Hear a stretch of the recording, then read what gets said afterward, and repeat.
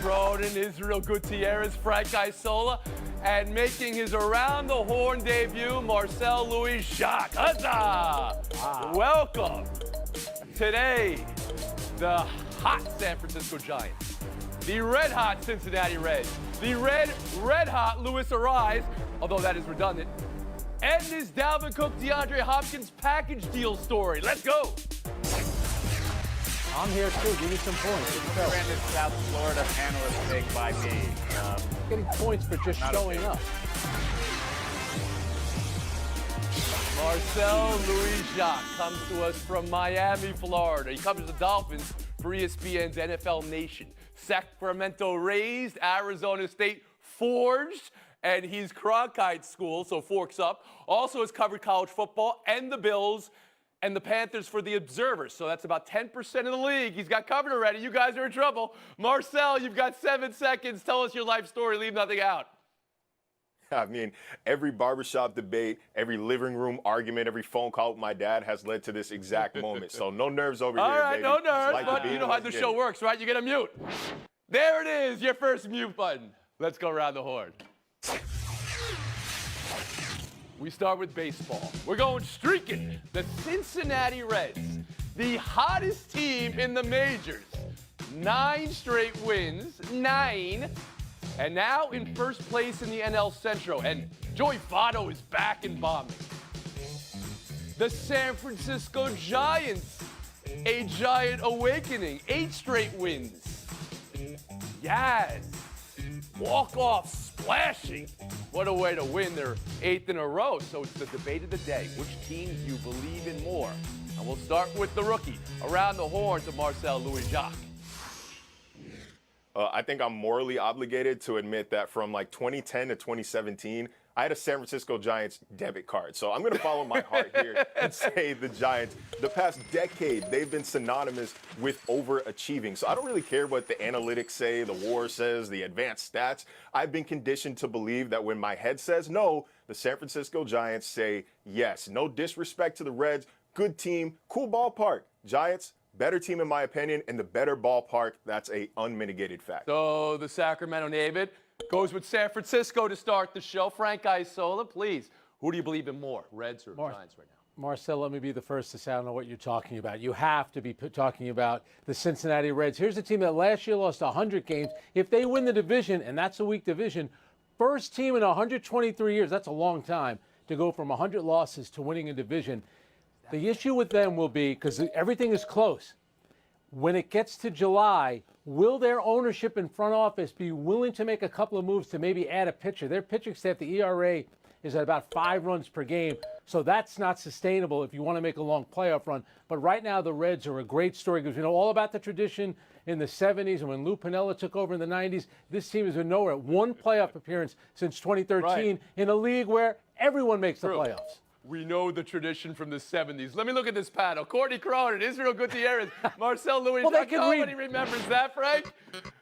Courtney Cronin, turn to you. Who do you believe in more right now, the Reds or Red Well, Hot someone Giants? who knows about the history in Cincinnati is Joey Votto. He's been there since 2007. He's basically the common law mayor of Cincinnati. So when he said after his debut last night that the energy around this team feels different, that makes me listen. They're buying into this core of young infielders. Matt McClain has hit .330, Tony, over the last month. Jonathan India, 7 home runs, 21 RBIs.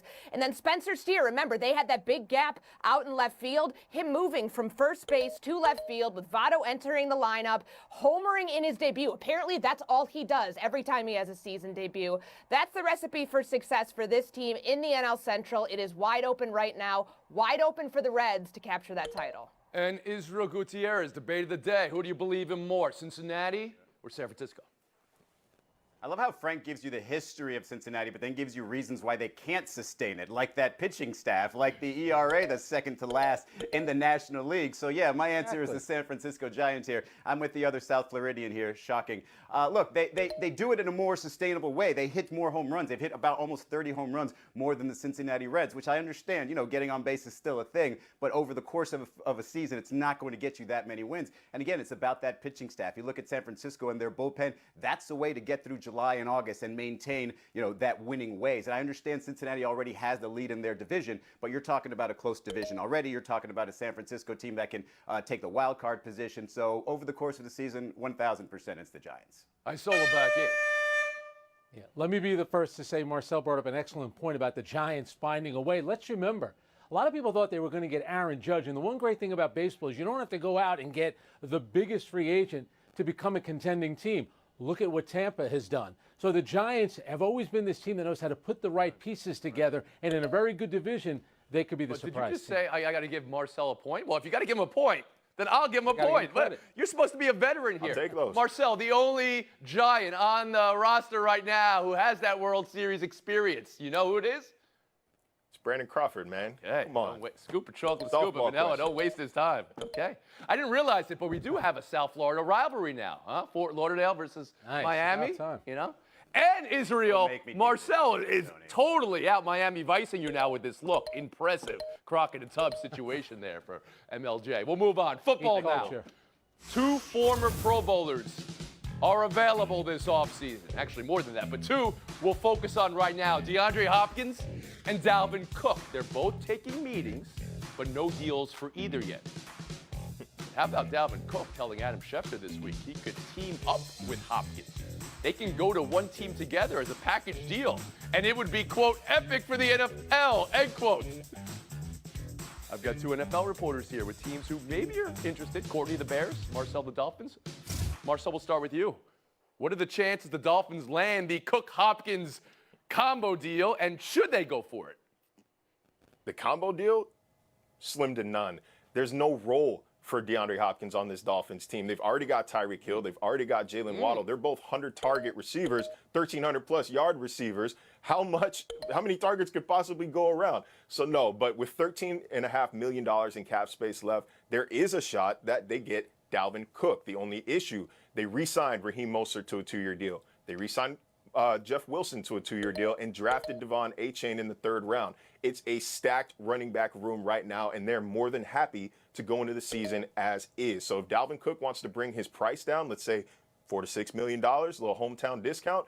Okay. Sure. So, but doesn't seem like you're sensing either of these as imminent for the Miami Dolphins. Courtney, if you could start with the Bears, the team you cover, the combo deal or even Cook. I mean, far be it from the Bears ever to sign a wide receiver. Well, they did just get DJ Moore this offseason. They were pretty aggressive in making that trade happen. But no, I don't see any way that this happens in Chicago. But where I'm predicting both of them end up is in the AFC. We know that DeAndre Hopkins had visits with the Tennessee Titans, with the New England Patriots. I don't see them on the same team, though, because let's take a look at the Patriots. They're a team that had Ramondre Stevenson, who amassed over 1,400 total yards last year, and they go running back by committee. So what Marcel's point is about no role for DeAndre Hopkins on Miami, there's no role for Dalvin Cook on this New England Patriots team. Separately, I think that Hopkins ends up in New England, and with Cook down in Miami, it upgrades the 25th ranked run offense from last year. You don't have to just wait for guys to have another year in this system, which we have heard is a pretty complicated scheme for guys to pick up. Miami has to go all in right now to boost their offense. They're already $32 million over the cap in 2024. Now's the time to make that move. Okay, so you're seeing a path there for Miami and Dalvin Cook. Israel Gutierrez, bring you in here.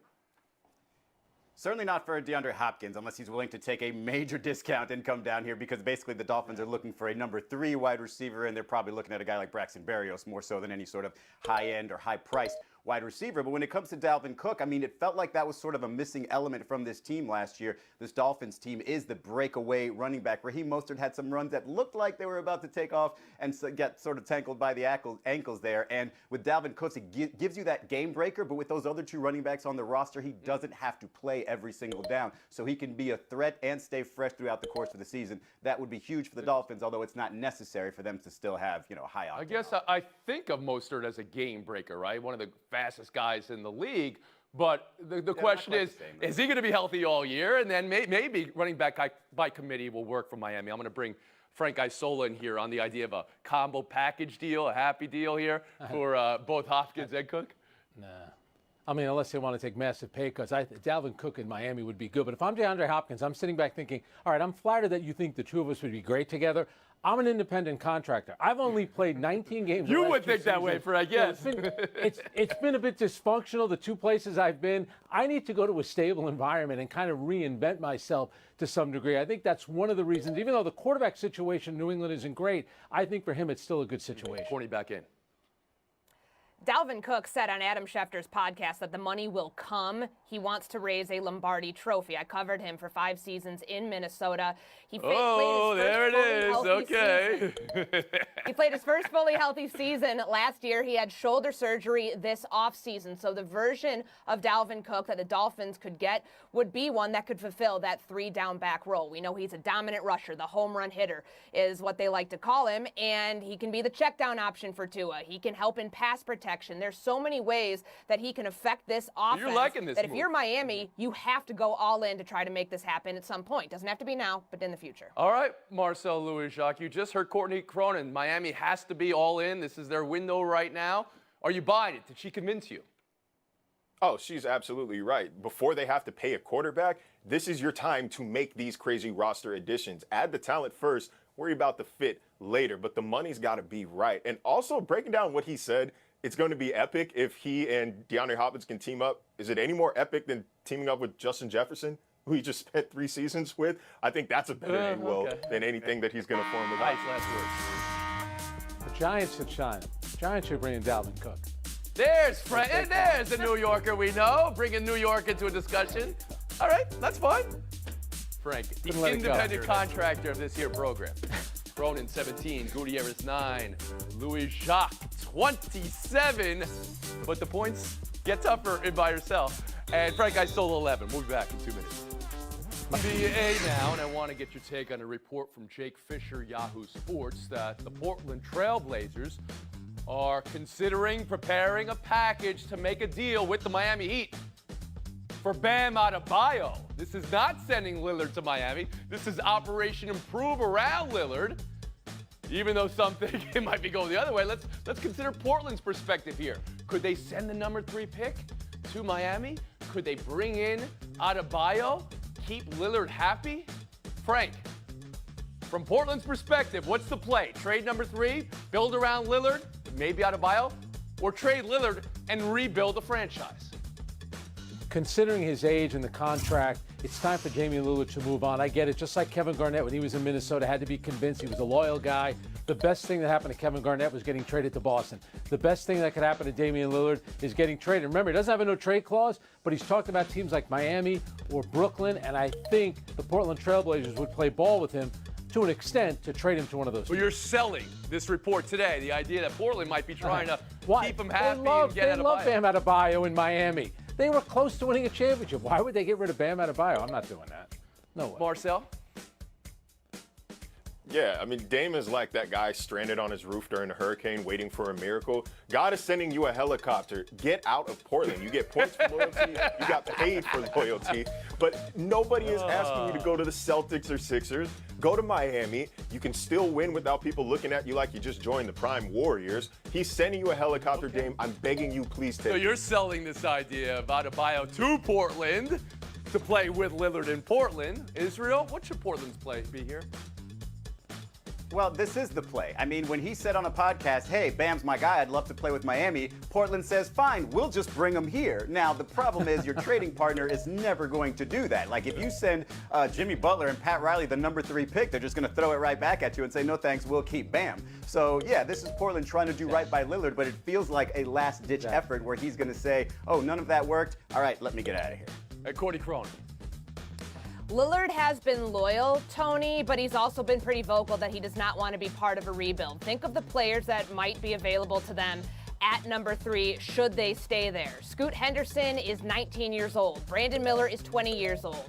Neither of them are ready to contend right now or to help this roster, so I think the best thing you can do for Damian Lillard, help him get out of his own way. Send him to Miami. The cost is going to be pretty significant, more than the Bradley Beal thing, because he doesn't have the no-trade clause, so he can command a lot more in return, give Portland the assets it needs to rebuild. Remember, they've only made it out of the first round of the playoff one time in the last 7 seasons. It's time to hit the rebuild button in Portland. Frank, gut check. Where's Lillard playing game 1 of next year? I think it's going to be Miami. I think Tyler Hero would likely be involved. What you love about Miami and Pat Riley, they were close to winning a championship. Right away, they're looking to improve, while everybody else says, oh, let's try to run it back next year. They don't think like that in Miami. I like that. Marcel? Yeah, I got to agree, and hopefully I can be in the stands too for that game. It's going to be an exciting team. They ran into a buzzsaw in the Denver Nuggets, but being so close to an NBA title, you don't blow that up. Well, they ran it back last year to this year, so they probably should do something different next year, right? But I do think that Damian Lillard on that team would make them championship probably favorites, We'll at move least on. finals favorites in the Eastern Conference. Chris Paul, Washington Wizard for now. I think you all believe he's going to be playing somewhere else next year, but told the New York Times how he found out about the trade. He was on a plane, got a text from his son, said he was surprised and that Matt and Isaiah wanted to go in a different direction. That Matt is owner Matt Ishbia. That Isaiah is Isaiah Thomas. A lot of wondering here. Here's the New York Post wrote it today. Chris Paul hinted Isaiah Thomas being Suns' shadow GM? Israel, what does that mean? Why would Paul feel that way and buy or sell Isaiah involved in the Suns? I'm not really sure why he would be surprised. We've had discussions since their season ended about him possibly moving on and ending up with an LA team. I think the Isaiah Thomas stuff, just because of the name and because of the way he sort of executed things in Toronto, maybe in New York, people don't love him as an executive, but there have been people that have done a lot worse, including the sexual harassment stuff, that have been giving a second chance. So if he's doing it secretly and eventually will be named some sort of GM, okay, it's probably not fair for James Jones, but for everybody to be shocked by it, I'm not really understanding why. No one should be shocked by it because Isaiah Thomas is on the board of directors of United Wholesale Mortgage, which is Matt Ishbia's company. I caution the Phoenix Suns here, though. You don't want someone, despite his front office track record, which was a disaster, an abject failure with the New York Knicks. You have a lot of important decisions to make this offseason, particularly around DeAndre Ayton. I wouldn't want the guy who signed Jerome James and Jared Jeffries to full mid-level exemption contracts to be the guy in the ear of my owner come decision time. I'll never live that down. Frank Isolo, your read on this? Isaiah Thomas also on the board of directors for Sphere Entertainment, which is a company that Jim Dolan owns. So Isaiah knows how to get very close to billionaires. At the NCAA tournament, sitting with Matt Ishbia. When Nikola Jokic got into it, Matt Ishbia sitting next to him. He is definitely you don't need a title to be advising the owner. And one thing about Chris Paul, usually when you're on a flight, you find out that the flight's going to be delayed. He found out he got traded. What he didn't tell you, he made an additional $15 million by getting traded. So don't feel too bad for Chris Paul. And Marcel, let me tell you something, rookie. This is the last topic. You already got a lead. You're already going into the showdown. But let's see. Roll the dice. You could go up or down. We're taking the driver. We're swinging for 350 here. I'm buying it. It's a petty move of the year candidate by Chris Paul here, but this is also smelling like new owner syndrome. His second day of work, Ishbia lobbies for a Kevin Durant trade. He gets Bradley Beal in town now. He wants to distance himself from the past regime, and now he's starting to undermine his GM. Look, it's not quite a volcanic explosion of dysfunction, but the magma is bubbling, and I'm keeping an eye on the Suns. Look at that score, 35. First career appearance. You'll be in showdown with Courtney Cronin, Israel Gutierrez, Frank Isola. Thanks for your time today. All right, we're going to start checking IDs to get into the showdown here. Courtney versus Marcel Louis-Jacques in showdown. Good luck. June 20th, and Luis Arise is back at 400. 5 for 5 again last night. Third time this month he's got 5 for 5. Miami also streaking. 5 straight wins and wild card 1 right now in the NL. Courtney, are you believing in this Arise 400 run? And also, could a non-slugging player be the most valuable in the NL? Tony, remember last year when we would break in every time Aaron Judge was at the plate? Imagine if Luis Arise is hitting 400 come September. That would be the first time somebody's done that since Ted Williams before World War II. I'm absolutely believing it. You're believing it. How about you, Marcel? Hey, and beyond the historic element, he's going to make baseball fun in Miami. You saw the World Baseball Classic. This city wants to love it, but the Marlins haven't deserved it. Hopefully he can keep this up. Wild card 1 right now, even though they don't score as many runs as they allow. It was a pretty great trade for Arise. Who knows? We'll split the point, move on. Diamondbacks 9, Milwaukee 1. Another easy Snakes win last night. And here they were up 7 in the 8th inning when Lourdes Gurriel Jr. was doing sandcastle building in the dugout. Marcel, fair or foul? It's fair. It's 8-1 in a 8-1 game in a 162 game season. If he wants to show off his engineering prowess, I say more power to him. He did his part. He had a 2-run single in the first inning. And Tony, you have kids. You know how much fun it is to destroy sandcastles. That's what I want to do here to Marcel Sandcastle on his first show. Whoa, wow, that is pretty good. I'll give you a fire. But we're giving the point in game and FaceTime to the rookie. Congratulations, Marcel Louis-Jacques. Tucked away off by I-80 in Sacramento, California is Valley Christian Academy. Average enrollment, 115 students a year. I was one of them, class of 2010, graduated with 29 kids. But what it lacks in enrollment, it makes up for in athletic prowess. 100 athletes to the next level, 40 division titles, 13 section titles. Shout out Valley Christian, this one's for you. And as always, great day to be a Lion. Wow, light the beam. What a great rookie performance. Don't be a stranger.